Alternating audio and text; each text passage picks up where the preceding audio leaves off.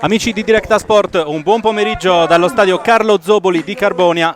Questa è Carbonia Tempio, 20ª giornata del campionato di eccellenza, la quinta di ritorno. Il fischio di Corrias. Parte Spano, va direttamente in porta, palla che sibila sopra la traversa. Parte Porcheddu, va a cercare il secondo palo, lo stacco di Unt, palla dentro e poi occasione clamorosa per il Carbonia con Serra che va a sfiorare il palo a botta sicura. C'è lo scatto di Andrea Sanna, visto e servito.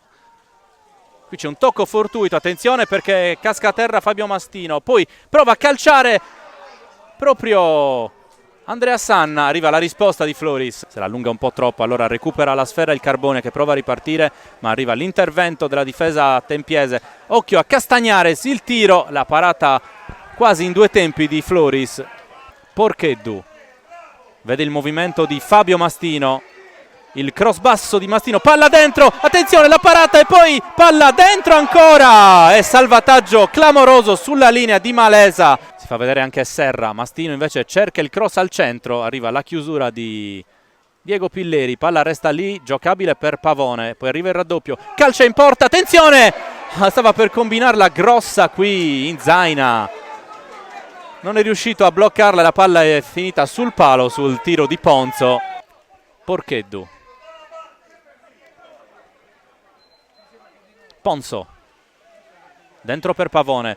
Attenzione allo scatto di Serra, la posizione è buona, Serra va in porta, arriva il tocco di Inzaina. Resta ancora in attacco il Carbonia con Porcheddu, stavolta va con l'esterno destro, palla prolungata, messa fuori, resta lì ancora la squadra di Graziano Manno, il tiro in porta e l'intervento miracoloso di Alessio Inzaina sul tentativo di Melis.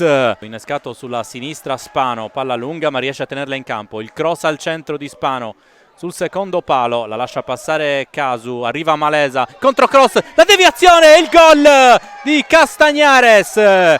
All'improvviso trova il gol del vantaggio il Tempio, proprio con Joaquín Castagnares. Poi riconquista la sfera ancora la squadra gallurese che ora prova a sfruttare il momento. Malesa, Caversan cerca di andare via, riesce ad andare via in dribbling, entra in area, Caversan finisce dentro e poi la palla che finisce nuovamente in zona Castagnares che nel giro di 2 minuti stende il Carbonia. 1-2 letale del Tempio con la doppietta di Joaquín Castagnares. Porcheddu, tocco corto, attenzione al Tempio che ruba palla e ora c'è una situazione di 4 contro 3, attenzione a Corraduzza, palla nello spazio per Dimitrijevic, la incrocia e la chiude qui il Tempio con il gol di Stefan Dimitrijevic al 48esimo del secondo tempo. Attenzione allo spunto del Carbonia, palla dentro a cercare ancora Pavone, chiude in spaccata Sosa e finisce qui. Carbonia 0, Tempio 3.